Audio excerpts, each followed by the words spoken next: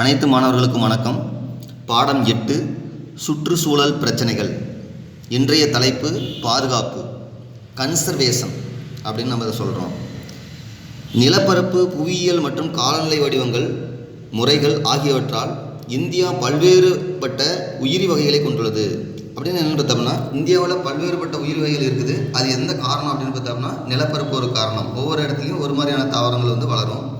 புவியியல், காலநிலையும் காரணம் அப்படின்னு சொல்லியிருக்காங்க. அதாவது தேவைப்படக்கூடிய மண், காற்று, நீர் இதெல்லாம் பார்த்தோம் அப்படின்னாலும் என்ன சொல்கிறான்னு பார்த்தோம் அப்படின்னா காலநிலை வடிவங்களை சொல்கிறாங்க. இப்போ இதுவும் ஒரு காரணம். இதனால் பார்த்தோம்னா பல்வேறு வகையான தாவரங்கள் பார்த்தோம்னா உயிரி வகைகளை நம்ம பார்க்குறோம். இம்மாபெரும் பன்முகத்தன்மை பல சுற்றுச்சூழல் பிரச்சனைகள் காரணமாக தற்போது அச்சுறுத்தலுக்கு உள்ளாகியுள்ளது. இப்போ பார்த்தோம் அப்படின்னா அது மாதிரியான பன்முகத்தன்மை பார்த்தோம்னா பாதிக்கப்படுது. ஏன்னா ஒரு சில சிற்றினங்கள் என்ன பண்ணுறதுன்னா அழிஞ்சிட்டு வருது. அப்போ அந்த அழிஞ்சிட்டு வர சிற்றினங்கள் என்ன பண்ணணும், பாதுகாப்பு அப்படிங்கிற ஒரு கருவியை பயன்படுத்தணும். அதான் கொடுத்துருக்காங்க. இதற்கு பாதுகாப்பு என்ற ஒரு முக்கிய கருவி நமது சொந்த மண்ணிலிருந்து பல இனங்கள் இழத்தலை குறைப்பதற்கு பயன்படுத்தலாம். நம்ம சொந்த மண்ணில் பல இனங்கள் என்ன பண்ணுறது அழிஞ்சிட்டு வருது.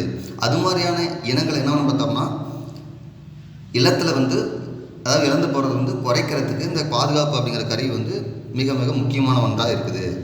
இதில் பாரு, இனசெல் வளக்கூறு பாதுகாப்பு. ஒரு சில இனங்கள் பார்த்தோம் அப்படின்னா பழமை வாய்ந்த இனங்களாகவே நம்ம பயன்படுத்தி வந்திருக்கோம்.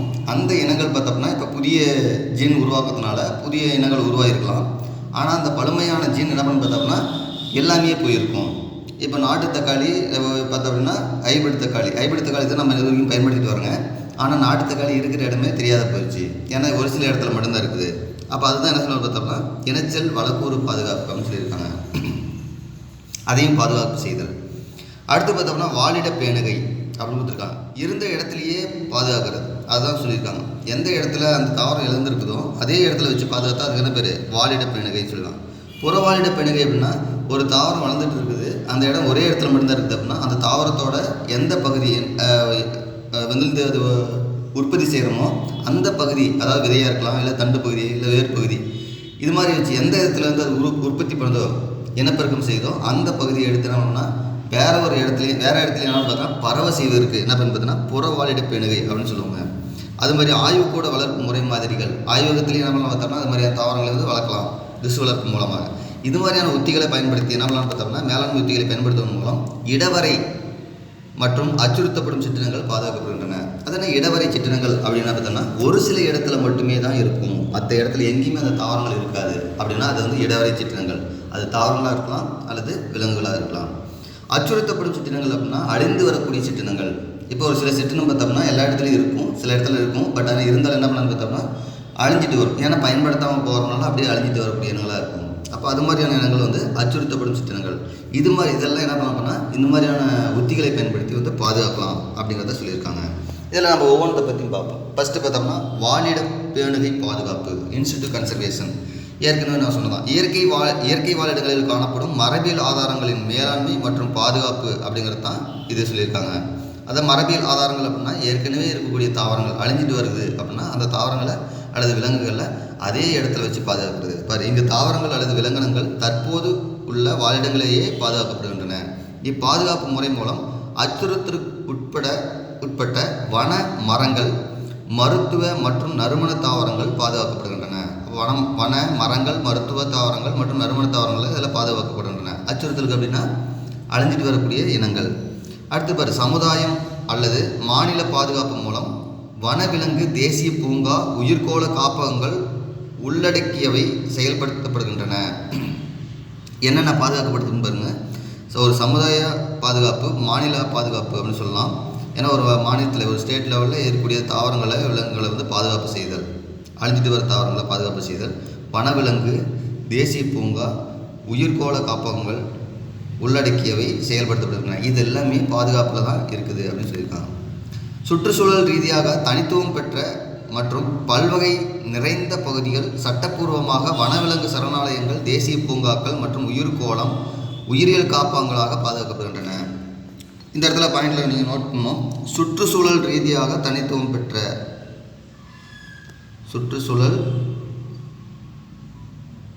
சுற்றுச்சூழல் ரீதியாக தனித்துவம் பெற்ற மற்றும் பல்வகைமை பயோடைவர்சிட்டி நிறைந்த பகுதிகள். ஒரு இடத்துல நிறைய தாவரங்கள், விலங்குகள் பார்த்தோம்னா நிறைய வகையான தாவரங்கள் விலங்குகள் வாழ்ந்துட்டு வருது அப்படின்னா அது பல்வகைமை நிறைந்திருக்குது.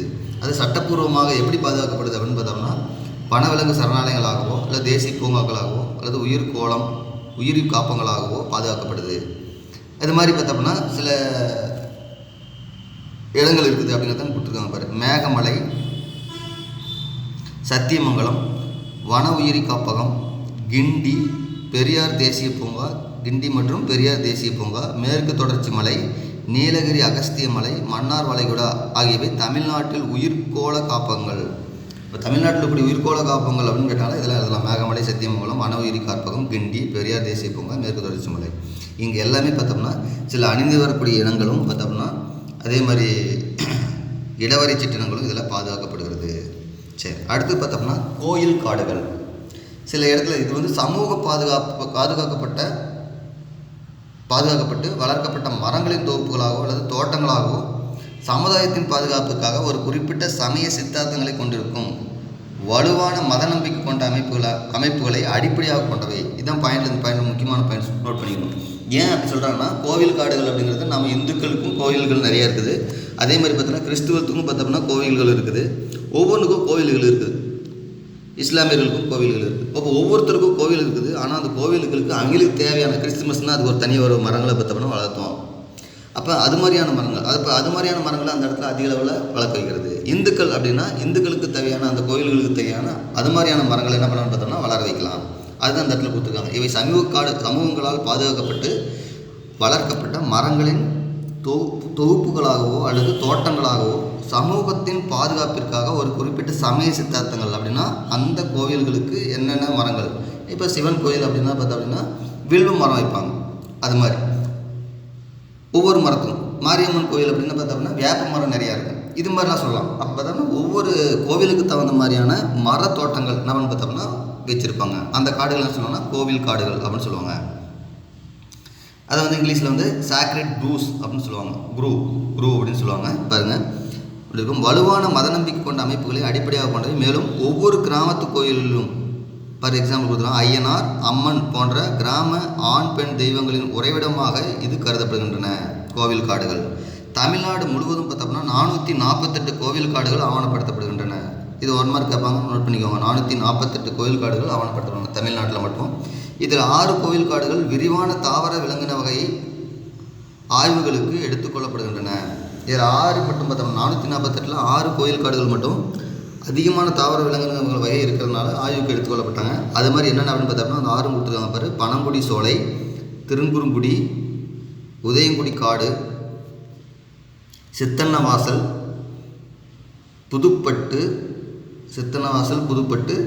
தேவதானம் அப்படிங்கிறத இந்த 6 கோவில் காடுகளும் பார்த்தோம்னா விரிவாக தாவர விலங்கின வகை வந்து என்ன பண்ணியிருக்காங்க இதில் சொல்லியிருக்காங்க. இவை நீர்ப்பாசனம், தீவனம், மருத்துவ தாவரங்கள், நுண்காலநிலை கட்டுப்பாடு ஆகியவற்றை பாதுகாப்பதன் மூலம் ஏராளமான சுற்றுச்சூழல் அமைப்பு சேவைகளை அண்டைய பகுதிகளுக்கு வழங்கப்படுகிறது. அண்டைய பகுதிகள்னால் பக்கத்தில் இருக்கிற அந்த ஒரு கிராமத்தில் அந்த கோவில் இருக்குதுன்னா அந்த கோவில் இருக்கக்கூடிய அருகில் இருக்கக்கூடிய அத்தனை பேர்த்துக்கும் இது எல்லாத்தையுமே கொடுக்குது அப்படின்னு சொல்கிறாங்க. நீர்ப்பாசனத்தை கொடுக்குது, தீவனம், மருத்துவ தாவரங்கள். தீவனம் ஏன் கொடுக்குதுன்னா அந்த காடுகள் இருந்து என்ன கிடைக்குதுன்னு பார்த்தோம்னா புற்கள், ஆடுகளுக்கு தேவையான அந்த தாவரங்கள் வந்து அதில் இருக்குது. தீவனங்கள், மருத்துவ தாவரங்கள், நுண்காலநிலை கட்டுப்பாடு. இப்போ அந்த இடத்துல ஒரு காடுகள் இருக்குது அப்படின்னா அந்த காடுகள் இருக்கிறதுனால கூலிங்காக இருக்கும் அந்த இடம் ஃபுல்லாக நமக்கு எப்படி இருக்குன்னு பார்த்தோம்னா நல்லா குளிர்ந்த காற்று அடிக்கும்.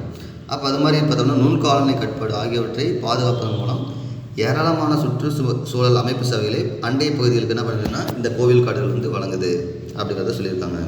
சரி, இப்போ பார்த்தோன்னா அந்த உயிரி பண்பு பாதுகாப்பு பார்த்தோம்னா 2 வகையாக இருக்குது சொன்னோம். ஒன்று வாழிட பேணுகை, இன்னொன்று புறவாழிட பேணுகை அப்படின்னு சொன்னோம். வாழிட பேணுகைன்னா அதே இடத்துல வச்சு பாதுகாக்கிறது. அது பாதுகாக்கப்பட்ட பகுதி வலையமைப்பு அப்படின்னு கொடுத்துருக்கான். ஒரு குறிப்பிட்ட இடத்த வந்து எந்த இடத்துல அந்த தாவரங்கள் இருக்குதோ அழிஞ்சிட்டு வருதோ அந்த தாவரத்தில் என்ன பண்ணுறது பார்த்தோன்னா வலையமைத்து என்ன பண்ணுறதுன்னா பாதுகாக்கிறது. அதில் 2 வகை இருக்குது. சமூக பாதுகாப்புன்னு ஒன்று, அரசு பாதுகாப்பு. சமூக பாதுகாப்புனா அந்த கிராமத்தில் இருக்கக்கூடிய மக்கள் எல்லாம் சேர்ந்து அதை பாதுகாப்பு செஞ்சது. அது எக்ஸாம்பிள் பார்த்தோம்னா இப்போ கோவில் காடுகள், கோவில் குளங்கள் எல்லாமே பார்த்தோம்னா யார் இல்லை நம்மளால். ஏன்னா நம்ம அந்த கோவில் குளங்கள் என்ன பண்ணுவோம் பராமரிச்சுட்டு வருவோம் அந்த கிராமத்தில் இருக்கிற மக்கள். அப்போ அதெல்லாம் சொல்லலாம். அது சமூக பாதுகாப்பு. அரசு பாதுகாப்புனா கவர்மெண்ட் என்ன பண்ணணும்னா எடுத்து செய்யுது.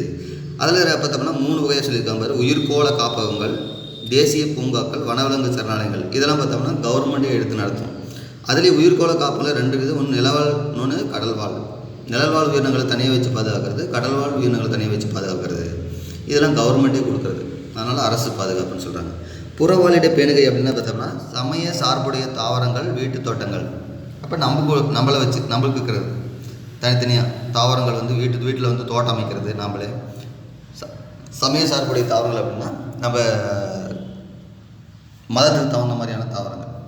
இந்து மதத்துக்கு தகுந்த தாவரங்கள் நாம் வளர்க்குங்க. அதே மாதிரி அதுக்கு தகுந்த மாதிரி கிறிஸ்துவ இஸ்லாமியர் அதெல்லாம் பார்த்தோம்னா முஸ்லீம் இவங்களாம் எப்படின்னு பார்த்தோம்னா ஒவ்வொருத்தரும் அவங்களுக்கு தேவையான தாவரங்களை வந்து வளர்க்குவாங்க.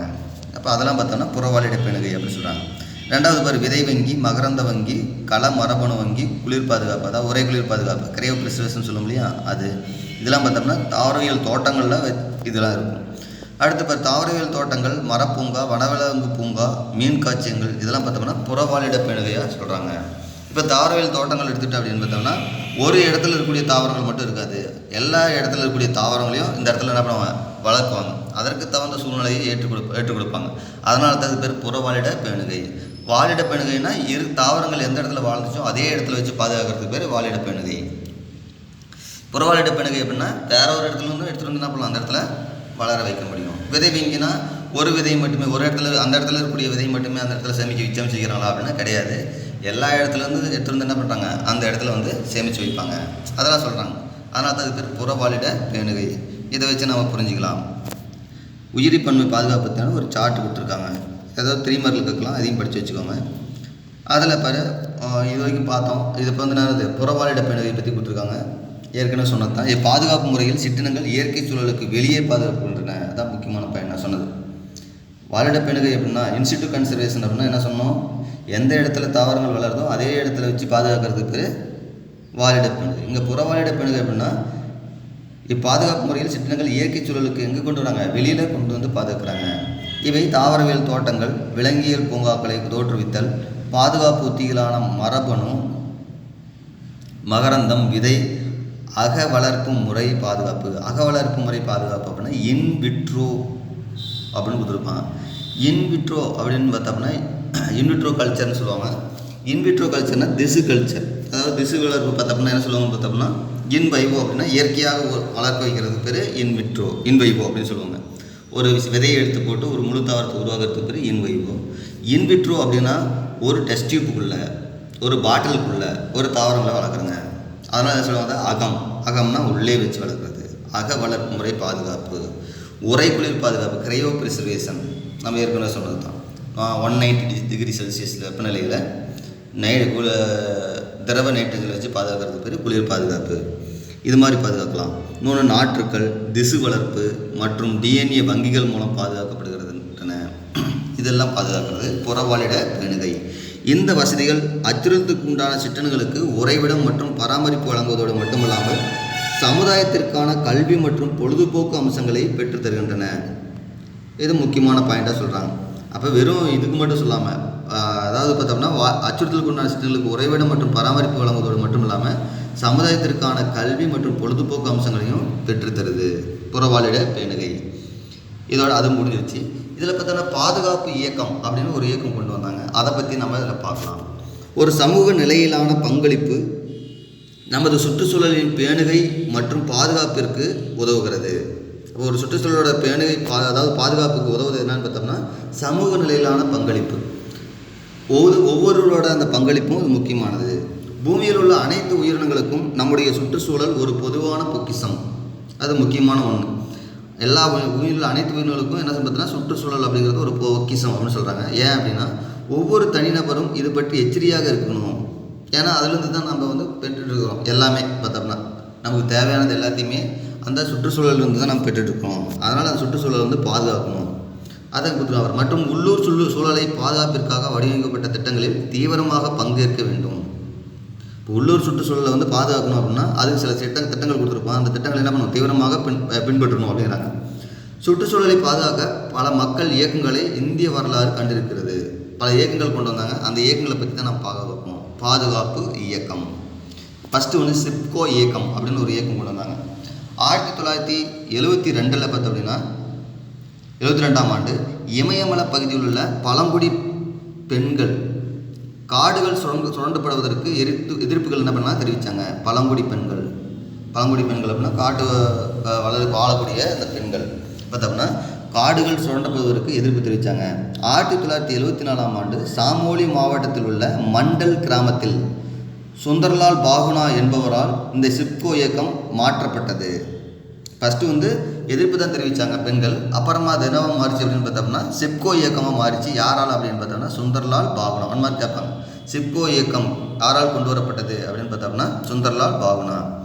விளையாட்டு பொருள் தயாரிப்பு நிறுவனம் மரங்களை வெட்டுவதற்கு எதிராக மரங்களை ஒன்றாக கட்டி தழுவி மக்கள் எதிர்ப்பு தெரிவித்தனர். அப்போ அந்த மக்கள் அந்த இயக்கத்தில் எப்படி தெரிவித்தாங்க அப்படின்னு பார்த்தோம்னா மரங்கள் வெட்டுவதற்கு சில நிறுவனம் என்ன பண்ணிச்சு அப்படின்னு பார்த்தோம்னா, அதாவது விளையாட்டு பொருள் தயாரிக்கிறதுக்கு சில நிறுவனங்கள் என்ன பண்ணிச்சு அப்படின்னு பார்த்தோம்னா மரங்களை வெட்டுறதுக்கு இருந்துச்சு. அதனால் அந்த மரங்களை வெட்டக்கூடாது அப்படிங்கிறதுக்காக மரங்களை கட்டி தழுவி என்ன பண்ணியிருக்காங்க பார்த்தோம்னா ஆர்ப்பாட்டம் செஞ்சுருக்காங்க. இயக்கம் அது சொல்லியிருக்காங்க மரங்களை வெட்டக்கூடாது அப்படின்னு எதிர்ப்பு தெரிவிச்சிருக்காங்க. இதுதான் அந்த சிப்கோ இயக்கத்தோட முக்கிய அம்சங்கள். இப்போ சுற்றுச்சூழல் பாதுகாக்கிறதுக்காக அந்த காலத்தில் 1972 இது மாதிரி பண்ணியிருக்காங்க. அந்த இயக்கம் மாறந்து 2 வருஷம் கழித்து 1974. அடுத்து இந்த இயக்கத்தில் என்னென்ன சொல்லியிருக்காங்க அப்படிங்கிறத கொடுத்துருக்காங்க பாருங்கள். முக்கிய அம்சங்கள், சிப்கோ இயக்கத்தின் முக்கிய அம்சங்கள் என்ன அப்படின்னு பார்த்தோன்னா, இந்த இயக்கம் அரசியல் சார்பற்றது. அதான் முக்கியமான பாயிண்ட்டு. இங்கே அரசியலே வரல. 2வது, காந்திய சிந்தனைகள் அடிப்படையிலான தன்வார்வு இயக்கம் தான் இந்த இயக்கம். 3வது, சிப்கோ இயக்கத்தின் பிரதான நோக்கம் என்ன அப்படின்னு பார்த்தோம்னா, முக்கியமான நோக்கம் என்னன்னு பார்த்தோம்னா, உணவு வேணும், தேவனம், எரிபொருள், நார், உரம் ஆகியவை எங்கேருந்தே பெறணும் அப்படின்னு பார்த்தோம்னா சுற்றுச்சூழலிருந்தே நம்ம பெறணும். நமக்கு உணவும் அங்கேருந்தான் கிடைக்குது, தேவனமும் அங்கேருந்தான் கிடைக்குது, எரிபொருள் ஏன்னா மரக்கட்டையை வச்சு எரிப்பு இல்லையா, எரிபொருள் கிடைக்குது, நார் பருத்தி பார்த்தோம்னா நார் கிடைக்குது, துணி ஆடை போடுறதுக்கு, தாவரங்களுக்கு என்ன கிடைக்குதுன்னா உரம். இது எல்லாமே பார்த்தோம்னா 5மே எங்கே கிடைக்குதுன்னு பார்த்தோம்னா இந்த சுற்றுச்சூழல் தான் கிடைக்குது. இப்போ இந்த 5 எனக்கு வேணும், அந்த அடிப்படை தேவையிலான தன்னிறைவை ஏற்படுத்துறது தான் இந்த 5 வேணும் அப்படின்னு என்ன பண்ணியிருக்காரு பார்த்தோம்னா இந்த இயக்கம் ஒரு நோக்கத்தை வச்சுருந்துச்சு. அதை தான் 5F அப்படின்னு அந்த பேர் வச்சாங்க. ஃபஸ்ட் எஃப்க்கு ஃபுட்டுன்னா உணவு, ஃபுடர் அப்படின்னா பார்த்தோம்னா தீவனம், ஃபியூல் அப்படின்னா எரிபொருள், ஃபைபர் அப்படின்னா நார், ஃபெர்டிலைசர் அப்படின்னா உரம். இது 5 இருக்கிறதுனால தான் 5Fs அப்படின்னு பேர் வச்சாங்க. 5Fs அப்படின்னு இந்த இயக்கத்துக்கு பிரதான நோக்கமே என்ன அப்படின்னு பார்த்தோன்னா 5Fs அப்படிங்கிறது தான். இது மாதிரி 2 மார்க்கில் எதாவது இருக்கலாம். 5Fsன்னு அதுக்கு என்ன விரிவாக்கம் அப்படின்னு கேட்டாங்கன்னா அதுக்கு 5 எழுதணும். Food, fodder, fuel, fibre and fertiliser அப்படிங்கிறது தான் 5மே. இந்த 5ஐயும் என்ன பண்ணி பார்த்தோம்னா தன்னிறைவுபடுத்துறதுக்காக தான் இந்த இயக்கமே கொண்டு வந்தாங்க. சரி, அடுத்து பார்த்தோம்னா அதே மாதிரி சிப்கோ இயக்கம் மாதிரியே அப்கோ இயக்கம். இது இந்த இயக்கத்தை ஃபாலோ பண்ணி தான் வந்துச்சு. இப்போ இமயமலையில் உள்ள உத்தரகாண்டில் புகழ்பெற்ற சிப்கோ இயக்கத்தால் ஈர்க்கப்பட்டு உத்தரகாண்டில் கர்நாடகாவில் பார்த்தோம் அப்படின்னா கிராமவாசிகள் தங்களுடைய காடுகளை காப்பாற்றுவதற்காக இதே போன்ற இயக்கத்தை தொடங்கினார். எதோட ஈர்க்கப்பட்டுன்னு பார்த்தீங்கன்னா சிப்கோ இயக்கம் பண்ணதுனால தான் அந்த இயக்கத்தை ஃபாலோ பண்ணி இந்த இயக்கம் வந்துச்சு. இந்த இயக்கம் கர்நாடகாவில் சிர்ச்சிக்கு அருகில் உள்ள குப்பிக்கட்டே என்ற ஒரு கிராமத்தில் பாண்டுரங்க ஹெக்டேவினால் தொடங்கப்பட்டது. பாண்டுரங்கே ஹெக்டே 1 மார்க். அப்கோ இயக்கம் யாரால் கொண்டு வரப்படுதுன்னா பாண்டுரங்க ஹெக்டேவினால் தொடங்கப்பட்டது. இந்த இயக்கம் மரங்களை வெட்டுதல், ஒற்றை சிற்றின வளர்ப்பு, வனக்கொள்கை, காடு அழிப்பு ஆகியவற்றுக்கு எதிராக ஆர்ப்பாட்டம் நடத்த தொடங்கியது. மரங்களை வெட்டக்கூடாது அப்படின்னு பண்ணாங்க. ஒற்றை சிற்றின வளர்ப்பு அப்படின்னு கொடுத்துருக்காங்க. காடுகளில் பார்த்தோம்னா பல வகையான சிற்றங்கள் வளர்ந்துட்டு இருக்கும். அதாவது பன்முகத்தன்மையை வச்சுருக்கோம். அந்த பன்முகத்தன்மையை வேண்டாம், எனக்கு ஒற்றை சிற்றினம். இப்போ நம்ம இந்த காடுகளை அழித்து என்ன பண்ண பார்த்தோம்னா ஒரு நெல் வயல் வைப்போம். இப்போ நெல் வயலில் என்ன இருக்கும், நெல் மட்டும்தான் இருக்கும், வேறு எந்த சிற்றினமும் இருக்காது. அது மாதிரி வளர்ப்பு என்ன சொல்லுவாங்கன்னா ஒற்றை சிற்றின வளர்ப்பு. இது மாதிரி வயலில் வச்சு ஒற்றை சிற்றின வளர்ப்பு செய்யக்கூடாது. காடுகள் அப்படியே காடுகளாகவே இருக்கணும். வனக்கொள்கை, வனத்துக்குன்னு ஒரு கொள்கை இருக்கும், அதை பின்பற்றணும் அப்படின்னு சொல்லியிருக்காங்க. காடு அழிப்பு, காட்டை அழிக்கக்கூடாது. இது மாதிரியான இதற்கு என்ன பண்ணியிருக்கோம் பார்த்தீங்கன்னா காடு அழிக்கக்கூடாது அப்படிங்கிறதுக்காக இதற்கான என்ன சொல்லியிருக்காங்கன்னா ஆர்ப்பாட்டம் இயக்கம் தொடங்குச்சு. அப்பிகோ இயக்கம் யாரால் கொண்டு வரப்பட்டதுன்னா பாண்டுரங்க ஹெக்டே அவரால் தான் இந்த இயக்கம் கொண்டு வரப்பட்டது. இதெல்லாம் 1 மார்க் கேட்பாங்க, நோட் பண்ணி வச்சுக்கோங்க. சரி, அடுத்து பார்த்தோம்னா இடவரை மையங்கள், இடவரை தாவரங்கள். இடவரை மையங்கள், இடவரை தாவரங்கள். ஏற்கனவே இடவரை அப்படின்னு என்ன அர்த்தம்னா ஒரு குறிப்பிட்ட இடத்துல மட்டுமே ஒரு சிற்றினங்கள் வளரும், மற்ற இடங்கள் என்ன பண்ணாது, அந்த சிற்றினங்கள் வளராது அப்படிங்கிறது தான் இந்த பாயிண்ட். ஒரு குறிப்பிட்ட பகுதியில் மட்டும் காணப்படும் தாவரங்கள் மற்றும் விலங்குகள் இடவரை சிற்றினங்கள் எனப்படுகின்றன. 2 மார்க் கேட்கலாம். இடவரை சிற்றினங்கள் என்றால் என்ன அப்படின்றால ஒரு குறிப்பிட்ட புவியியல் பகுதியில் மட்டும் காணப்படும் தாவரங்கள் மற்றும் விலங்குகளின் இடவரை சிற்றினங்கள் அப்படின்னு நம்ம சொல்கிறோம். புவியில் பெரிய அல்லது சிறிய பகுதிகளில் இடவரை சிற்றினங்கள் காணப்படலாம். புவியில் பெரிய பகுதியில் இருக்கலாம் அல்லது சிறிய பகுதியில் கூட இடவரை சிற்றினங்கள் இருக்கலாம் அப்படின்னு சொல்கிறாங்க. சில இடவரை தாவரங்கள் ஒரு குறிப்பிட்ட கண்டத்திலும் அல்லது ஒரு கண்டத்தின் ஒரு பகுதியிலும் மற்றவை ஒரு தனித்தீவிலும் காணப்படலாம் கொடுத்துருக்காங்க. இடவரை சிற்றினங்கள் அப்படிங்கிறது ஒரு குறிப்பிட்ட கண்டத்தில் காணப்படலாம் அல்லது ஒரு கண்டத்தோட ஒரு பகுதியில் காணப்படலாம், மற்ற சிற்றினங்கள் அப்படிலாம் ஒரு தனித்தீவில் கூட காணப்படலாம். இதெல்லாம் இடவரை தாவரங்கள் சிற்றினங்கள் அப்படின்னு சொல்கிறாங்க. சரி, ஒரு குறிப்பிட்ட புவிப்பரப்பின் வரம்பிற்குட்பட்ட எந்த ஒரு சிற்றினமும் இடைவரை சிற்றினம் என குறிப்பிடலாம். ஒரு குறிப்பிட்ட புவிப்பரப்பில் வரம்புக்குட்பட்டது அப்படின்னா இந்த இடத்துல மட்டும்தான் வாழுது, மற்ற இடத்துல வாழாது அப்படின்னா அந்த சிற்றினம் வந்து இடவரை சிற்றினம் அப்படின்னு சொல்லலாம். இதற்கு தனிமைப்படுத்துதல் சிற்றினங்களுக்கு இடையே இடைச்செயல். ஒரு சிற்றினங்கள் தனிமைப்படுத்தப்படுது. இப்போ பாரு, ஒரு தாவரம் பார்த்தோம்னா இந்தியாவுக்கும் இல்லை ஸ்ரீலங்காவுக்கும் பார்த்தோம்னா இடையில அது கடல் வரதுனால சில சிற்றினங்கள் என்ன பண்ணி பார்த்தோம்னா அங்கே போகாத இருக்கிறது ஏதோ ஒரு காரணங்களால். அது கடல் பிரியறதுனால அந்த விதைகள் வந்து பரவாமல் இருக்கலாம். இது மாதிரி ஒரு ரீசனாக இருக்கலாம். அதெல்லாம் தனிமைப்படுத்தப்படுதல். ஒரு தீவில் அந்த தாவரங்கள் வந்து தீவில் மட்டும் இருக்கலாம், மற்ற இடங்கள் என்ன பண்ணது பரவாமல் இருக்கலாம். அது மாதிரி தனிமைப்படுத்தப்படுதல். சிற்றினங்களுக்கு இடையேயான இடைச்செயல்கள் ஒன்றுக்கொன்று. விதை பரவுதலில் சிக்கல்கள். விதை பரவ முடியாது, பரவுறதுக்கான எந்த ஒரு இதுவும் இருக்காது. இப்போ பறவைகள் எப்படி பார்த்தீங்கன்னா விதை பரவுவதற்கு பார்த்தீங்கன்னா பறவைகள் மூலமாக விலங்குகள் மூலமாக பரவலாம். அதற்கான தகவமைப்பு அந்த விதைகள் வந்து பெற்றிருக்கல அப்படின்னா விதை வந்து என்ன பண்ணாது பரவாது. அதில் இருக்கக்கூடிய சிக்கல்கள். ஒரு குறிப்பிட்ட இடம் தல விசேடத்துவம்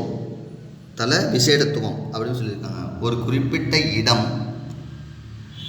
தல விசேடத்துவம் அப்படின்னு கொடுத்துருக்காங்க. ஒரு குறிப்பிட்ட இடத்துல மட்டுமே தான் வாழும், மற்ற இடத்துல வாழாது அப்படிங்கிற மாதிரியான தகவல்கள் சொல்லியிருக்காங்க. அடுத்து பல சுற்றுச்சூழல் மற்றும் சூழ்நிலையியல் பிரச்சனைகள் போன்ற பல்வேறு காரணங்களாக இருக்கலாம். அதாவது இந்த இடவரை சிற்றினங்களாக இருக்கிறதுக்கு என்னென்ன ரீசன் அப்படின்னு பார்த்தா அப்படின்னா இதெல்லாம் சொல்லியிருக்காங்க.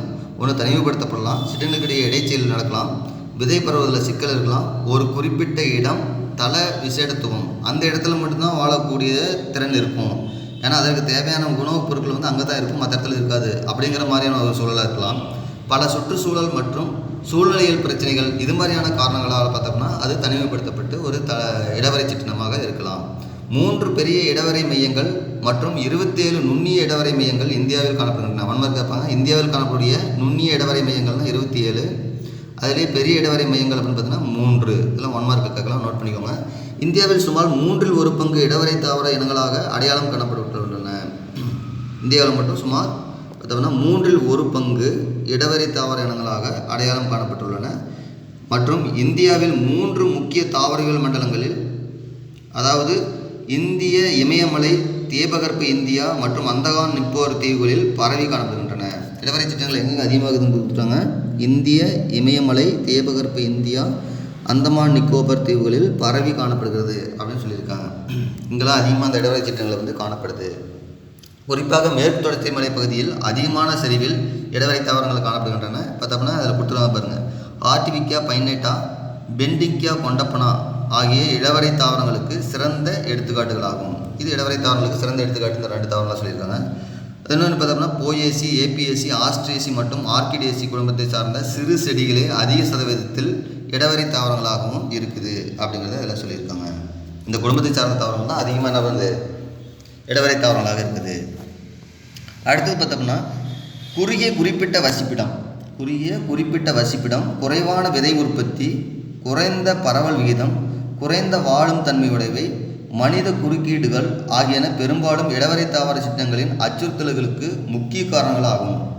அப்போ இடவரை தாவரங்கள் சிற்றினங்களோட அச்சுறுத்தலுக்கு முக்கிய காரணங்கள் இதெல்லாம் சொல்லலாம். குறைவான வசிப்பிடம், இந்த இடத்துல மட்டும்தான் வசிக்கும், வேற எங்கேயும் வசிக்காது. குறைவான விதை உற்பத்தி, விதை வந்து குறைவான உற்பத்தி தான் பண்ணுது, அதனால் அந்த இடத்துல மட்டும்தான் விழுது. குறைந்த பரவல் வீதம், பரவலுக்கான எந்த ஒரு தகவமைப்பும் அந்த விதைகளுக்கு இல்லை. இப்போ காற்று எடுத்துகிட்டு போகணும் அப்படின்னா விதை எப்படின்னா மிகச்சிறியதாக இருக்கணும், பறவைகள் எடுத்துகிட்டு போகணும்னா சதைப்பட்டுன்னு இருக்கணும். அப்போ இது மாதிரியான விதைக்கு என்ன பண்ணுவோம், ஒரு அமைப்பு இருக்கும், தகவமைப்பு இருக்கும். அது மாதிரி இல்லை அப்படின்னா பரவாது. குறைந்த வாழும் தன்மையுடைய குறைஞ்ச காலம் தான் உயிர் வாழும். மனிதனோட குறுக்கீடுகளும் ஒரு காரணமாக இருக்குது அப்படின்னா இதெல்லாம் இது காரணங்களாக இருக்குது. இவற்றின் பாதுகாப்பிற்கு தீவிர முயற்சிகளை மேற்கொள்ளப்படாவிடின் உலக அளவில் சிற்றினங்கள் அழிவது உறுதி. இது மாதிரி கண்டிப்பாக தீவிர முயற்சிகள் எடுக்கல அப்படின்னா நிறையா சிட்டங்கள் என்ன பண்ணும், அழிஞ்சு போகிறதுக்கு வாய்ப்பு இருக்குது அப்படிங்கிறது. இந்த 2 தாவரங்கள் கொடுத்துருக்காங்க. பெண்டிங்கியா கொண்டப்பனா அப்படிங்கிறது பார்த்தோம்னா ஒரு தாவரமும், இது பார்த்தோம்னா அழகு தாவரமாக எல்லா இடத்துலையும் வளர்த்துவோம். நம்ம சரௌண்டிங்கில் கூட பார்த்தோம்னா எல்லா ஸ்கூலில் ஒரு பார்க்கில் பார்த்தோம்னா இது மாதிரியான தாவரங்கள் இருக்கும். பெண்டிங்கியா கொண்டப்பனா அப்படின்னு. இன்னொன்று பக்காரியா குட்ராலன்சிஸ் பார்த்தோம்னா இந்த தண்டுகளில் பார்த்தோம்னா அவ்வளோ பூக்கள் இருக்கும். மஞ்சரிகள் வந்து தண்டு மஞ்சரி, தண்டில் ஃபுல்லாக பார்த்தோம் அப்படின்னா அவ்வளோ மஞ்சரிகள் வந்து காணப்படும். அழகு அடி முதல் நுனி வரை இதே மாதிரியான மஞ்சரிகள் வந்து காணப்படும். இதெல்லாம் பார்த்தோம்னா அழகு தாவரங்களாக இருக்கும். இந்த தாவரங்கள் இடவரை சிற்றங்களாக இருக்காங்க, சில இடத்துல மட்டுமே காணப்படுகிறது. சரி, இந்த இடவரை தாவரங்கள் அதோட வளர இயல்பு, இடவரை மையம், அதை பற்றிலாம் கொடுத்துருக்காங்க பாரு. பக்காரியா குட்ராலன்சிஸ் பார்த்தோம்னா இடவரை தாவரம், வளர இயல்பு அது ஒரு மரம், மேற்கு தொடர்ச்சி மலையின் தெற்கு பகுதியில் இது காணப்படுது. அகஸ்திய மலையப்பா பாசிப்ளோரா அப்படிங்கிற பார்த்தோம்னா மரம், இதுவும் தீபகற்ப இந்தியாவில் இருக்குது. ஹார்டிவிக்கா பைனேட்டா அப்படிங்கிற மரம் பார்த்தோம்னா தீபகற்ப மடம் மற்றும் வட இந்திய பகுதி, இந்த இடத்துல அதிகமாக இருக்குதுன்னு சொல்லியிருக்காங்க, அந்த இடத்துல மட்டும்தான் இருக்குது. பெண்டிங்கியா கொண்டப்பனா அப்படிங்கிற மரம் பார்த்தோம்னா தமிழ்நாடு மற்றும் கேரளாவின் மேற்கு தொடர்ச்சி மலையில் இருக்குது. நெப்பந்தஸ் காசியானா அப்படிங்கிறது வன்கொடி, காசி மலைகள் மற்றும் மேகாலயா அப்படிங்கிற இடத்துல வந்து இந்த இடவரை மையம் வந்து இருக்குது. அந்த இடத்துல இந்த தாவரங்கள் வந்து அதிகமாக வளருது, மற்ற இடத்துல இது வளர்வது இல்லை, பரவுவதும் இல்லை, அதுதான் சொல்லியிருக்காங்க. சரி, அடுத்தது நாம் பார்க்குறது கார்பன் கவரப்படுதல் மற்றும் சேமிப்பு. கவரப்படுதல் அப்படின்னா கேப்சர் பண்ணுறது, பிடிக்கிறது, கார்பனை பிடிச்சி அதை எப்படி சேமிக்கிறது அப்படிங்கிறத பற்றி அதில் கொடுத்துருக்காங்க. ஷார்ட்டாக வந்து CCS, carbon capture and storage அப்படின்னு கொடுத்துருக்காங்க. சரி, கார்பன் கவரப்படுதல் மற்றும் சேமிப்பு என்பது வளிமண்டலத்தில் கார்பன் டை ஆக்சைடை உயிர் தொழில்நுட்பம் மூலமாக கைப்பற்றி 1 கிலோமீட்டர் அல்லது அதற்கு கீழான ஆழத்தில் உள்ள நிலத்தடி பாறைகளுக்கு இடையே உட்செலுத்தி சேமிக்கக்கூடிய முறை. அப்போ ஒரு கிலோமீட்டர் அளவுக்கு கீழே பார்த்தோம்னா நிலத்தில் ஆழமாக என்ன பண்ணுறான்னு பார்த்தோம்னா ஒரு போர் போட்டு அந்த போரில் என்ன பண்ணுறான்னு பார்த்தோம்னா அந்த கார்பன் டை ஆக்சைடை உள்ளே செலுத்துகிறாங்க. கார்பன் டை ஆக்சைடு எங்கே கிடைக்குது அப்படின்னு பார்த்தோம்னா பெரும் மூலங்களான பார்த்தோம்னா தொழிற்சாலைகள் மற்றும் மின் ஆலைகளிலிருந்து வெளியேற்றப்படக்கூடிய கார்பன் டை ஆக்சைடு. கார்பன் டை ஆக்சைடுனா வளிமண்டலத்தில் கூடிய கார்பன் டை ஆக்சைடு இல்லை, தொழிற்சாலைகள் மின் ஆலைகளிலிருந்து வெளியேற்றப்படக்கூடிய கார்பன் டை ஆக்சைடை நிலத்துக்குள்ளே பார்த்தோம்னா போர் மூலமாக செலுத்தி பாறைகளுக்கு இடையே என்ன பண்ணுறாங்கன்னா கார்பனை வந்து சேமித்து வைக்கிறதுக்கு பேர் என்னன்னு பார்த்தோம்னா கார்பன் கவரப்படுதல் மற்றும் சேமிப்பு அப்படின்னு சொல்கிறாங்க. இப்போ இது கார்பன் டை ஆக்சைடை என்ன பண்ணுறாங்க, தொழிற்சாலையிலிருந்து வரக்கூடிய கார்பன் டை ஆக்சைடை வளிமண்டலத்தில் விடாமல் இறுதியாக சேமித்தல் மூலம் புவி வெப்பமாடுதலை கட்டுப்படுத்தும் ஒரு அணுகுமுறை. ஏன் புவி வெப்பமாடுதலை மட்டுப்படுத்தக்கூடிய ஒரு அணுகுமுறைங்கிறாங்கன்னா கார்பன் டை ஆக்சைடு தான் என்ன பண்ணுறது பார்த்தீங்கன்னா புவி வெப்பமாதலுக்கு முக்கியமான காரணமாக இருக்குது. அதாவது பசுமையுள்ள வாயுவில் ஒரு முக்கியமான வாயு அப்படின்னு சொல்லுவாங்க கார்பன் டை ஆக்சைடு. இந்த கார்பன் டை ஆக்சைடை பார்த்தா அப்படின்னா எங்கே பண்ணுறோம் பார்த்தா வளிமண்டலத்தில் விடாமல் எங்கே சேமித்து வைக்கிறாங்க அப்படின்னு பார்த்தா அப்படின்னா நிலத்துக்கு அடியில் வந்து அதை சேமித்து வைக்குங்க. பல்வேறு ஆழ்ந்த புவியியல் அமைப்புகளில் நிலத்தை சேமிப்பதற்காக பல பாதுகாக்கப்பட்ட வேண்டிய இடங்கள் இதற்காக தேர்வு செய்யப்படுகின்றன. அப்போ இந்த கார்பன் டை ஆக்சைடு வந்து நிலத்தடியில் சேமிக்கிறதுக்கு பல்வேறு என்ன கிடைக்குது அப்படின்னு பார்த்தா அப்படின்னா அமைப்புகள், ஆழ்ந்த புவியியல் அமைப்புகள் நிலத்தை சேமிப்பதற்காக பல்வேறு பாதுகாக்கப்பட்ட இடங்களை வந்து இதற்காக தேர்வு செய்யப்படுகின்றன. அப்படி என்னென்ன அப்படின்னு பார்த்தோம்னா பெருங்கடல்களில் திரவ சேமிப்பாகும், பெருங்கடலில் பார்த்தோம்னா கார்பன் டை ஆக்சைடு திரவ சேமிப்பாகும். உலோக ஆக்சைடை பயன்படுத்தி கார்பன் டை ஆக்சைடை குறைத்தல் மூலம் திடமான கார்பனேட்டாக மாற்றி உலர் அல்லது திட சேமிப்பாகவும் சேமித்து வைக்கப்படுகின்றன. அப்போ பார்த்தோன்னா கடல்களில் சேமிக்கும் போது திரவ சேமிப்பாகும் கார்பன் டை ஆக்சைடை, அதே நிலத்தில் சேமிக்கணும் அப்படின்னா பார்த்தோம்னா உலோக ஆக்சைடை பயன்படுத்தி கார்பனேட்டாக மாற்றி திடமாக மாற்றி உலர் அல்லது திட சேமிப்பாக சேமித்து வைக்கப்படுகின்றன. இது புவியியல் சேகரிப்பு என்று அறியப்படுகிறது. ஏன்னா இது நிலத்தடியில் சேமித்து வைக்கிறதுனால அதை சொன்னாங்கன்னா புவியியல் சேகரிப்பு அப்படின்னு சொல்கிறாங்க. மற்றும் நிலத்தடி புவியியல் அமைப்புகளில் கார்பன் டை ஆக்சைடை நேரடியாக உட்செலுத்துதலை உள்ளடக்கிய ஒரு முறை அப்படின்னு சொல்கிறாங்க. குறைந்து வரும் எண்ணெய் வயல்கள், எரிவாயு துறைகள், ஒவ்வொரு நீரூற்றுகள் மற்றும் அகழ்விற்கு உகாத நிலக்கரித்துறங்கள் போன்றவை சேமிப்பு கிடங்களாக பரிந்துரைக்கப்படுகின்றது. அப்போ அந்த கார்பன் டை ஆக்சைடை நிலத்தில் சேமித்து வைக்கிற முடியும், அந்த நிலத்தில் சேமித்து வைக்கிறதுக்கு எதாவது பயன்படுத்துகிறாங்க பாருங்கள். ஃபஸ்ட்டு வந்து பார்த்தோம்னா குறைந்து வரும் எண்ணெய் வயல்கள் அப்படின்னா இப்போ பெட்ரோல் எடுக்கிறாங்க இல்லையா, பெட்ரோல் டீசல் இது மாதிரியே பார்த்தோம் அப்படின்னா புதைவடி பொருட்கள் வந்து எடுக்கிறாங்க. புதைவடி பொருட்கள் வந்து நோண்டின பின்னாடி அந்த குழிகள் இருக்கும், அந்த குழிகள் என்ன பண்ணலாம் சேமித்து வைக்கலாம். இல்லைன்னா பார்த்தோம் அப்படின்னா எரிவாயு துறைகள், வயல்கள் எரிவாயுக்காக பயன்படுத்துகிறவங்க இல்லையா, மீத்தன் வாயு எடுக்கிறதுக்காக பார்த்தோம்னா சுரங்கள் செவண்டிருப்பாங்க, அதில் என்ன பண்ணலாம் சேமித்து வைக்கலாம். இல்லைனா ஒவ்வொரு நீரூற்றுகள் அப்படின்னு கொடுத்துருக்காங்க, உப்பு நீரூற்றுகளுக்கு இல்லையா அதில் சேமித்து வைக்கலாம். அல்லது அகழ்விற்கு உகாதம்னா அகழ்வுனா குழி அப்படின்னு அர்த்தம். நிலக்கரி சுரங்கள் பார்த்தோம்னா சுரங்கத்தில் சுரங்கம் எடுத்து நிலக்கரி எடுத்து முடிச்சிருப்பாங்க. எடுத்து முடிச்ச பின்னாடி அந்த நிலக்கரி வந்து இல்லாத இருக்கும். அப்போ அந்த நிலக்கரி இல்லாத இடம் பார்த்தோம்னா குழியாக இருக்கும். அது மாதிரியான குழிகள் என்ன பண்ணலாம் பார்த்தோம்னா சேமிப்பு இடங்களாக, கார்பன் சேமிப்பு இடங்களாக பயன்படுத்தலாம் அப்படிங்கிறத சொல்லியிருக்காங்க. கார்பன் சேமிப்பு, கார்பன் சீக்வெஸ்ட்ரேஷன் கொடுத்துருப்பாங்க. கார்பன் சேகரிப்பு என்பது வளிமண்டல கரிமல வாயுவை குறைக்கும் நோக்கில் வளி கார்பனை பிரித்தெடுத்து சேமிக்கும் ஒரு செயல்முறை. என்ன சொன்னது பார்த்தோம்னா தொழிற்சாலை இருந்து வரக்கூடிய ஆலைகளிலிருந்து வரக்கூடிய கார்பன் டை ஆக்சைடை அப்படியே நிலத்தில் சேமித்து வைக்கிறது. ஆனால் இது என்னென்னு பார்த்தோன்னா வளிமண்டலத்தில் இருக்கக்கூடிய கார்பன் டை ஆக்சைடை என்ன பண்ணுறான்னு பார்த்தோம்னா பிரித்தெடுத்து சேமிக்கக்கூடிய ஒரு செயல்முறை. இது என்ன அப்படின்னு பார்த்தோன்னா தாவரங்களிலும் கடல்களிலும் இயற்கையாகவே கார்பன் சேமிப்பு நிகழ்கிறது. ஏன்னா கடல்கள் பார்த்தோம்னா இந்த உலகிலே பார்த்தோன்னா 3 புறம் கடலாக ஒரு புறம் நிலப்பலத்தான் இருக்குது. அப்போ 3 புறம் கடல், அப்போ அதிகமான பகுதி கடல் பகுதி. அப்போ அந்த கடல் பகுதியில் வாழக்கூடிய தாவரங்கள் பாசிகள்லாம் இருக்குன்னு பார்த்தீங்கன்னா அது மாதிரியான பாசிகள் பார்த்தோம்னா வளிமண்டல கார்பன் டை ஆக்சைடு எடுத்து என்ன பண்ண ஒளிச்சேர்க்கையின் மூலமாக சேமித்து வைக்குது. அதுதான் அந்த இடத்துல சொல்லியிருக்காங்க. மற்றும் பார்த்தோம்னா வன மற்றும் மண் பாதுகாப்பு செயல்முறைகள் கார்பன் சேகரிப்பை அதிகரிப்பதன் மூலம் நில கார்பன் சேகரிப்பு மற்றும் சேமிப்பை பொதுவாக நிறைவடைய செய்கின்றன. அப்போ கார்பன் சேமிப்பு எப்படி நடக்குது அப்படின்னு பார்த்தோன்னா இயற்கையாகவும் நடக்குது.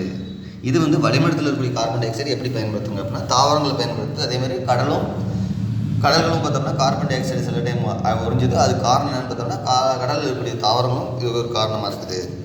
எடுத்துக்காட்டாக பார்த்தோம்னா என்னென்ன கொடுத்துருக்காங்க பாரு. எடுத்துக்காட்டாக நுண் பாசிகளின் சிற்றினங்களான குளோரெல்லா, செனிடெஸ்மஸ், குருகாக்கஸ், கிளாமிடோமோனஸ் உலகமெங்கும் கரிமல வாயுவின் கார்பனை சேமிப்பதற்கு உதவி புரிகின்றன.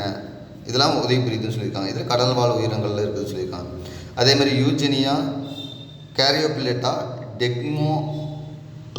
டெக்கோமா ஸ்டென்ஸ், சின்னமோம் வேரம், சின்னமோங்கிறது பார்த்தோம்னா பட்டை, லவங்கம் சொல்லி சின்னமோம். இது மாதிரியான மரங்கள் அதிக அளவு கார்பனை சேமிக்கும் திறன் பெற்றுள்ளன. இதில் 1 மார்க் கேட்பாங்க.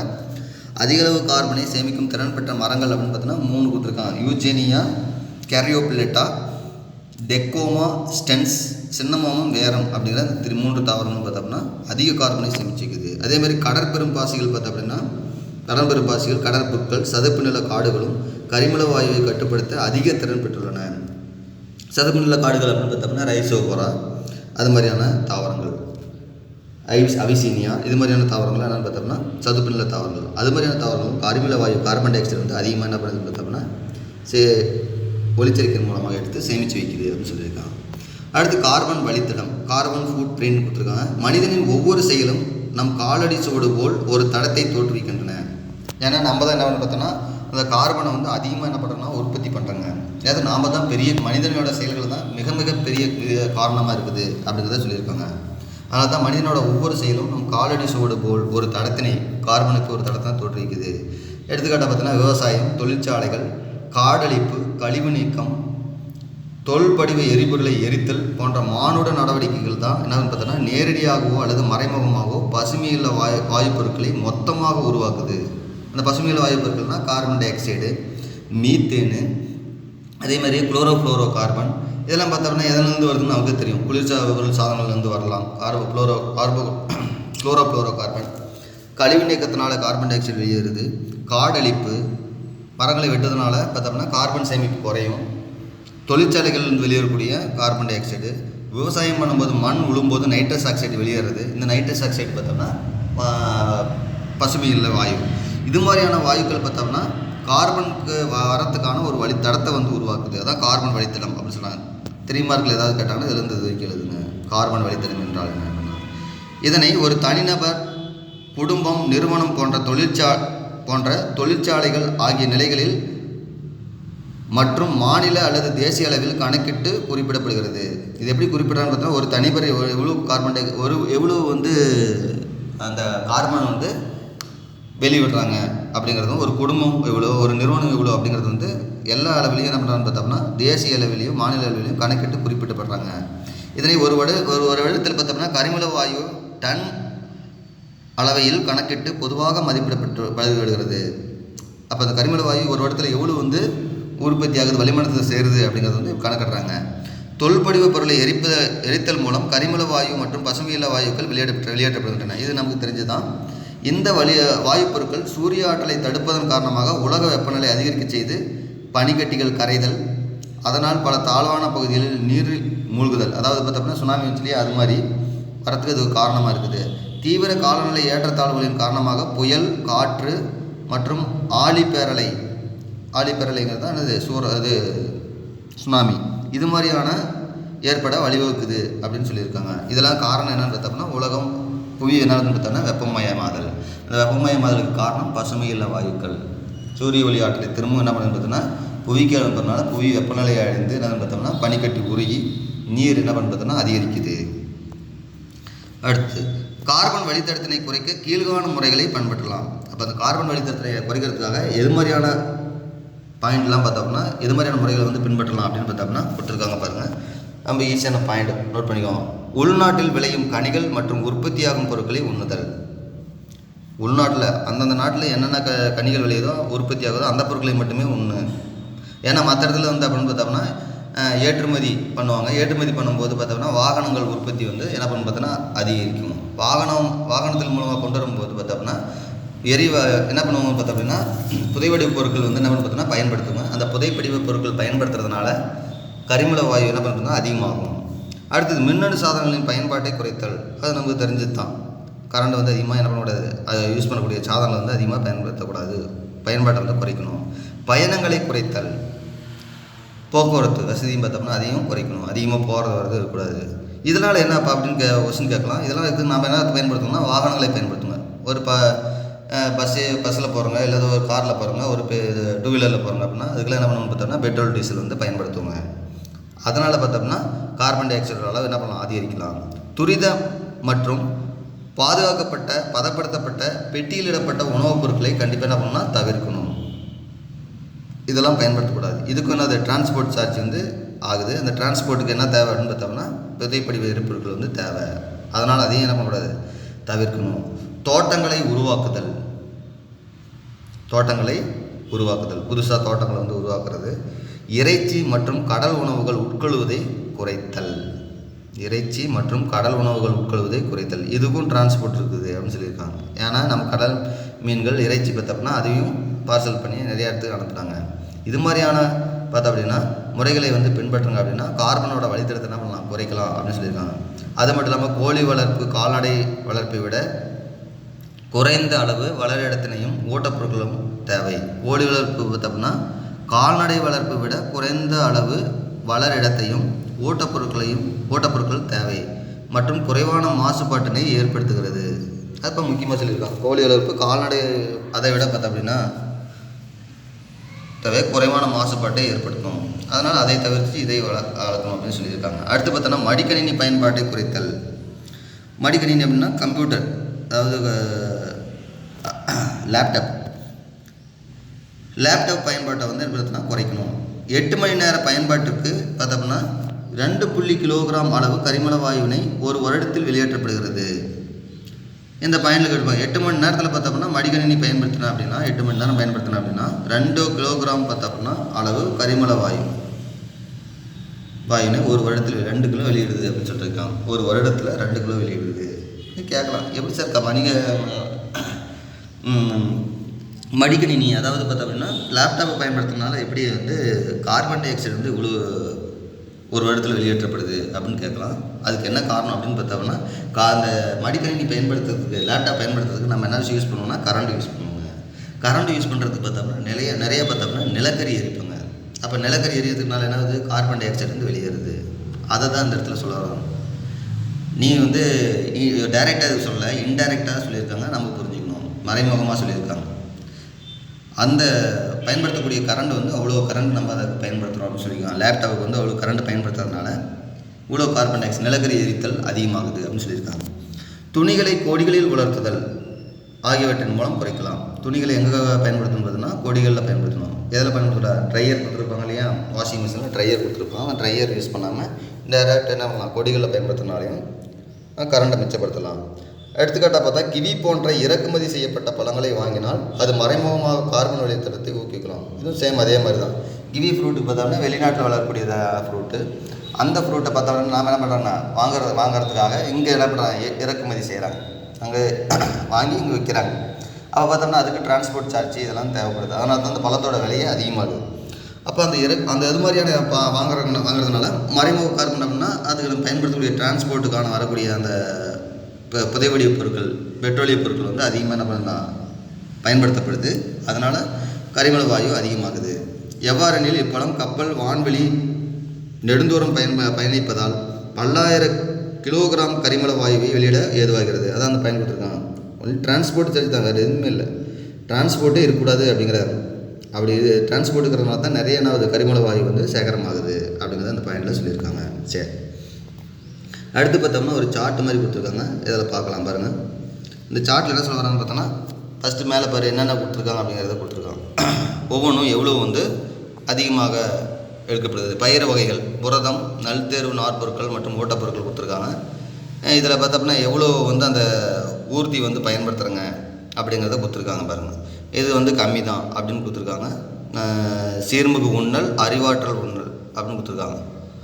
அறிவார்ந்த உண்ணல், சீர்மிகு உண்ணல் கரெக்டாக. காலநிலை பாதிப்புட்படுத்தப்படும் உங்கள் உணவு தேர்வுகள் அப்படின்னு கொடுத்துருக்காங்க. எது மாதிரியான உணவு தேர்வுகளை நீங்கள் எடுத்துக்கணும். சில இதெல்லாம் பார்த்தோம்னா அதிகமாக என்ன பண்ணுறது, டிரான்ஸ்போர்ட் சார்ஜ் ஆகுது. அதனால் பார்த்தோம் அப்படின்னா கரிமல வாயு அதிகமாக வெளியேற்றப்படுகிறது. அதனால் சிறுமுக உண்ணல், அறிவார்ந்த உண்ணல் கொடுத்துருக்காங்க. இப்போ அறிவார்ந்த உண்ணல் அப்படின்னா இதெல்லாம் பயன்படுத்தலாம். ஏன்னா இதெல்லாம் என்ன தேவையில்லை, டிரான்ஸ்போர்ட்டிங் சார்ஜ் இல்லை. தக்காளிக்கு பாரு, சைவ உணவு, எரி ஊட்டமிகு குறைந்த கொழுப்புடைய கனிகள் அப்படின்னு கொடுத்துருக்காங்க. இது கொஞ்சம் இருக்குது, க்ரீன் கலரை கொடுத்துருக்காங்க. அடுத்ததெல்லாம் பாரு, அவரை, புரோக்கிளி, தயிர்கட்டி, கொட்டைகள், வேர்க்கடலை, வெண்ணெய், அரிசி, உருளைக்கிழங்கு இதெல்லாம் பார்த்தோம்னா அங்கக உயிர் புரத நல் கொழுப்புடைய ஊட்டமிக மரபொலி உணவுகள். இதுவும் கொஞ்சம் பரவாயில்ல அப்படிங்கிற மாதிரி தான் கொடுத்துருக்காங்க. ஒமேகா மிகு ஓட்டப்பொருட்கள் பார்த்தோம்னா முட்டை, மீன், கோழி இறைச்சி இதெல்லாம் பார்த்தோம்னா டிரான்ஸ்போர்ட் சார்ஜ் ஆகும். அதனால் அது கொஞ்சம் ஆரஞ்சு கலரில் கொடுத்துருக்காங்க. அடுத்தது பார்த்தோம் அப்படின்னா லைட் ஆரஞ்சில் கொடுத்துருக்காங்க. அடுத்தது பாருங்கள், சால்மன் மீன், பன் இறைச்சி, பாலாடை கட்டி, இது பதப்படுத்தப்பட்ட உணவு. அப்போ கண்டிப்பாக டிரான்ஸ்போர்ட் சார்ஜ் ஆகும். அடுத்து மாட்டு இறைச்சி, ஆட்டுக்குட்டி இறைச்சி இதெல்லாம் பதப்படுத்தப்பட்ட உணவு. இதெல்லாம் பார்த்தோம்னா உச்சநிலை தடப்பதிவுன்னு கொடுத்துருக்காங்க. இதெல்லாம் பார்த்தோம்னா அதிகமாக என்ன ஆகுதுன்னு பார்த்தோம்னா டிரான்ஸ்போர்ட்டிங் சார்ஜ் ஆகுது. இதெல்லாம் அதிகமாக கார்பன் என்ன பண்ணுறோம் பார்த்தோம்னா வெளியிடப்படக்கூடிய ஒரு முக்கியமான ஒன்று அப்படிங்கிறத சொல்லியிருக்காங்க. அடுத்து லாஸ்ட் ஒன்று பார்த்தோம்னா உயிரி மரக்கரிமம், பயோசார் அப்படின்னு சொல்கிறாங்க. உயிரி மரக்கரிமம் அப்படின்னு என்னென்னு பார்த்தோம்னா கார்பனை சேகரிக்க பயன்படும் ஒரு நீண்டகால முறை. கார்பனை சேகரிக்கிறதுக்காக பயன்படுத்தக்கூடிய ஒரு நீண்டகால முறை தான் அது உயிரிம கரிமம் அப்படின்னு சொல்கிறாங்க. தாவரங்களின் கார்பன் மூலப்பொருட்கள் சேமிப்பு திறன் அதிகரிக்கும் மூலம், தாவரங்களோட கார்பன் மூலப்பொருள் கார்பன் சேமிக்க சேமிப்பு திறன் அதிகரிக்கும் மூலம் மரம் மற்றும் பயிர் கழிவுப் பொருட்கள் ஓரளவு எரிக்கப்பட்டு கார்பன் மிகுந்த மெதுவாக மட்கும் பொருளாக மாற்றி உயிரிக்கரிமம் உருவாக்கப்படுகிறது. உயிரிக்கரிமம் எப்படி உருவாக்கப்படுது அப்படின்னு பார்த்தோம்னா, தாவர பகுதிகள், மரம், பெரிய மரம் வந்து என்ன பண்ணுவோம், கார்பனை வந்து சேமித்து வைக்குது. ஒரு பெரிய மரம் கார்பனை சேமித்து வைக்குது. அந்த கார்பன் அந்த மரத்தை பார்த்த அப்படின்னா நம்ம என்ன பண்ணுறோம் அப்படின்னு பார்த்தோம் அப்படின்னா முழுவதுமாக எரிக்கிறோங்க. முழுவதுமாக எரிச்சுங்க அப்படின்னா கரியாக மாறிடும், ரொம்ப கரியாக மாறிடும். அப்போ சாம்பலாக மாறிடும். இல்லை பார்த்தோம்னா அந்த முழு தாவரத்தை அப்படியே போட்டு நம்ம என்ன பண்ணுறோங்க, ஒரு நேரத்தில் மூடுறோங்க அப்படின்னா அது என்ன பண்ணு பார்த்தோம்னா பாக்டீரியங்களால், பூஞ்சிகளால் என்ன பார்த்தோம்னா சிதைக்கப்பட்டு எதுவுமே இல்லாத ஒரு உரமாக மாறி. அதனால் அப்படி பண்ணாமல் என்ன பண்ணுறோன்னு பார்த்தோம்னா சிறிதளவு மட்டுமே, ஓரளவு மட்டுமே எரிக்கிறோங்க. அந்த மரத்தையும் பயிர் கழிவுப் பொருட்களையும் ஓரளவு மட்டுமே எரித்து கார்பன் மிகுந்த மெதுவாக மக்கும் பொருட்களாக மாற்றி உயிர்க்கரிமம் உருவாக்கப்படுது. இது மண்ணின் வளத்தை சீரமைக்க திருத்தி அமைக்க உதவும் ஒரு வகை கரிச்சேர்மம் அப்படிங்கிறது தான் இது. ஒரு வகையான கரி தான் அது பயோசார் அப்படிங்கிறது. முழுவதுமாக எரிக்காமல் ஓரளவு எரிக்கணும். ஓரளவு எரிக்கும்போது பார்த்தோம்னா அது சீக்கிரம் என்ன பண்ணாது, பாக்டீரியங்கள் பூஞ்சைகளால் என்ன பண்ணான்னு பார்த்தோம்னா சிதைக்கப்படாமல் அப்படியே நம்ம மண்ணிலேயே சேமித்து வைக்கப்படும். இது ஒரு திடமான உறுதியான கார்பன் மிகுந்த பல்லாயிரம் ஆண்டு மண்ணில் நீடித்து நிலைத்திருக்கக்கூடிய ஒன்று. பெரும்பாலான மரக்கரியை போல உயிரிக்கரிமமும் பார்த்தோம் அப்படின்னா உயிர் திரள்களை குறைந்த அளவு பிராணவாயுடன் எரித்து உருவாக்கும் ஒரு வழிமுறை. ஒரு குழியை நோண்டி ஒரு அந்த மரப்பொருட்கள்லாம் போட்டு எரி வைப்பாங்க. எரி வச்ச உடனே என்ன பண்ணுவாங்க, தண்ணி ஊற்றி அமைச்சிருவாங்க. அமைச்சும் போது அது கரியாக மாறிடும். அந்த கரியை எடுத்து பயன்படுத்துகிறாங்க. இதன் மூலம் மரம் முற்றிலும் எரிந்து விடுவது தவிர்க்கப்படுகிறது. மரம் முற்றிலும் எரிந்து விடுவது, வேணா முற்றிலும் எரிஞ்சிச்சுன்னா சாம்பலாக மாறிடும். அப்படி சாம்பலாக மாறாமல் என்னென்னு பார்த்தோன்னா பகுதியளவு ஓரளவு மட்டுமே எரித்து அமைக்கிறாங்க. அழிச்சு முன்னாடி அந்த எடுத்துக்கொள்ளக்கூடிய கரி தான் அது உயிரிய கரிமம். உயிரிய கரிமம் கரிம சேமிப்பு திறன் மூலம் சுற்றுச்சூழல் மாசுபாட்டை மட்டுப்படுத்த உதவுகிறது. ஒரு முழுவதுமாக எரிக்கப்பட்ட மரம் அப்படின்னா பார்த்தோம்னா கார்பன் டை ஆக்சைடு அதிகமாக வெளியிடப்படும். அதனால் கரிமல வாயு அதிகமாகும். ஓரளவுக்கு எரிச்சு உடனே என்ன பண்ணுறாங்க அமைச்சதுனால அந்த கறி என்ன பண்ணுது அப்படியே சேமிச்சு வைக்கிறனால அது அந்த மண்ணோட வளம் என்ன பண்ணு பார்த்தோம்னா அதிகமாகும் ஒழிஞ்சு குறையாது. உயிரி கரிமத்தை தனித்தே அமில மண்ணில் சேர்க்கப்பட்டாலும் அது மண்ணின் வளத்தை கூட்டுவதோடு ஆகாமல், அமில மண்ணில் இருக்கக்கூடியதை போட்டாலுமே அது மண்ணின் வளத்தை கூட்டுவதோடு மட்டுமல்லாமல் என்ன பண்ணுது அப்படின்னு பார்த்தோம் அப்படின்னா அதிக விவசாய மகசூல் தந்து சில தலை மற்றும் மண் மூலம் பரவும் நோய்களிடமிருந்தும் பாதுகாப்பினை அளிக்குது. அப்போ தாவரத்துக்கு வந்து அது மாதிரி பயோச்சாரம் வந்து பயன்படுத்துறதுனால, பயோச்சாரம்னு அந்த உயிரி கரிமத்தை நம்ம பயன்படுத்துறதுனால விவசாயத்தில் மகசூலும் அதிகரிக்கும். அது மட்டும் இல்லாமல் சில தலை மற்றும் மண் மூலம் பரவும் நோய் காரணிகளிலிருந்து பார்த்தோம்னா இது பாதுகாக்கலாம். இது மரக்கழிவு மற்றும் மரத்துண்டுகள் இயற்கையாக சிதைவுறுவதை தவிர்த்து கார்பன் சேமிப்பு மூலப்பொருளாக உயிரி கரிமத்தை மாற்றியமைக்கும் ஒரு சிறந்த முறை இது அப்படின்னு சொல்லியிருக்காங்க. மரக்கழிவு மரத்துண்டுகள் பார்த்தோம்னா மண்ணில் போட்டு பதிக்கிறதுனால அது என்ன பண்ணும், சிதை விட்டு அப்பயும் என்ன பண்ணணும் பார்த்தோம்னா அந்த சிதைக்கு வரும்போது பார்த்தோம்னா நைட்ரஸ் ஆக்சைடு வெளியேறும். அதுவும் ஒரு அது பசுமையில்ல வாயுவாக செயல்படும். அந்த பசுமையில்ல வாயு வரக்கூடாது அப்படிங்கிறதுக்காக என்ன பண்ணுறாங்க அப்படின்னு பார்த்தோம்னா அது மாதிரியான அந்த சிதைத்த நிகழ்ச்சியை வந்து குறைக்கிறதுக்காக ஓரளவுக்கு எரித்து அந்த கரியாக மாற்றுறாங்க, உயிரி கரிமமாக மாற்றுறாங்க அப்படின்னு சொல்கிறாங்க. அடுத்து கார்பன் தேக்கியோட முடியுது. கார்பன் சிங்க் அப்படின்னு சொல்லுவாங்க. வளிமண்டலத்தில் உள்ள கார்பனை குறிப்பிட்ட கால இடைவெளியில் கரிமல வாயுவாக வெளியேற்றாமல், கரிமல வாயுன்னா அது கார்பன் டை ஆக்சைடை வெளியேற்றாமல் தடுத்து சேமித்து வைக்கும் திறன்பெற்ற அமைப்புகள் கார்பன் தேக்கி எனப்படுகிறது. இது 2 மார்க் கேட்பாங்க, பார்த்து வச்சுக்கோங்க. 2 மார்க் 3 மார்க்கில் கார்பன் தேக்கி என்றால் என்ன, எடுத்துக்காட்டு தருகன்னு கேட்பாங்க. அப்போ அந்த கார்பன் தேக்கி என்னென்னு பார்த்தோன்னா காடுகளாக இருக்கலாம். காடுகள் இருக்கக்கூடிய மரங்கள் என்ன பண்ணுது, ஒளிச்சேர்க்கையின் மூலமாக கார்பன் டை ஆக்சைடு வந்து சேமிக்குது. மண் அதுலேயும் கார்பனை வந்து சேமிக்கிறதுங்க. கடல் என்ன பண்ணுது, நிறைய தாவரங்கள் இருக்கிறதுனால அதுவும் என்ன பண்ணுது, கார்பன் வந்து சேமிக்குது. ஆகியன இயற்கை தேக்கிகள் அப்படின்னு சொல்லியிருக்காங்க. இப்போ இயற்கை கார்பன் தேக்கி அப்படின்னா காடுகள், மண், கடல் இதெல்லாம் சொல்லலாம். நிலத்தேக்கிகள் பார்த்தோம்னா செயற்கை தேக்கிகளாகவும் அறியப்படுகின்றன. முன்ன சொன்ன பார்த்தோம்னா நிலக்கரி சுரங்கத்திலிருந்து நிலக்கரி சுரங்கம் இந்த உதவாத நிலக்கரி சுரங்கங்களையும் அதில் வந்து கார்பன் டை ஆக்சைடு உட்செலுத்தி சேமிக்கிறது. தொழிற்சாலையிலிருந்து வரக்கூடிய கார்பன் டை ஆக்சைடு சேமிக்கிறது. அதெல்லாம் செயற்கை கார்பன் தேக்கிகள் அப்படின்னு சொல்கிறாங்க. சரி, இதோட இந்த சாப்டர் முடிஞ்சு அடுத்தது மீண்டும் அடுத்த கிளாஸில் சந்திப்போம். நன்றி, வணக்கம்.